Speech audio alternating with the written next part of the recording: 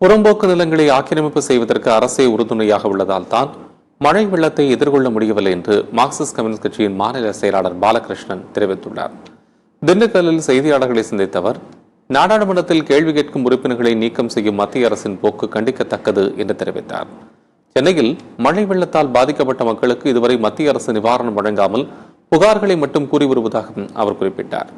தொடர்ந்து பேசிய பாலகிருஷ்ணன், தமிழகத்தில் அதிகாரிகள் பணம் பெற்றுக் கொண்டு நீர்நிலைகளை ஆக்கிரமித்து கட்டடங்கள் கட்ட அனுமதி வழங்கியதால் தான் மழை வெள்ள பாதிப்புகள் ஏற்பட்டுள்ளதாகவும் குற்றச்சாட்டு தெரிவித்தார். உண்மையிலேயே நீர் வடிகிற அல்லது இப்படி நீர்நிலைகளில் ஆக்கிரமிச்சிருக்கிற ஏழை எளிய மக்கள் இருக்காங்கன்னா அவங்களுக்கு ஒரு பாதுகாப்பான குடியிருப்பு, பாதுகாப்பான இடத்த கொடுத்துட்டு அவங்கள அப்புறப்படுத்தல தப்பு இல்லை.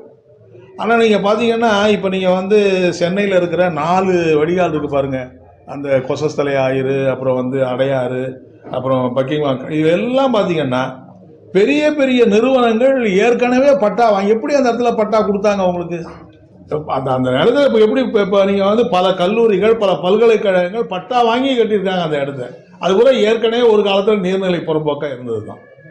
அப்போ அரசியல் செல்வாக்கு உள்ளவங்க அது அரசாங்கத்தை பயன்படுத்தி, அதிகாரிகளை பயன்படுத்தி ஏதோ கோல்மால் பண்ணி அந்த இடத்த பட்டா மாற்றிட்டாங்க. ஆகவே இப்போ அவங்கள அப்புறப்படுத்த முடியாது. ஆனால் அதே இந்த சாதாரண ஏழை எளிய மக்கள் இருக்கிறவங்களாம் பட்டா கிடைக்கல. இப்போ இவங்களை அப்புறப்படுத்த வேண்டிய கட்டாயம் வருது.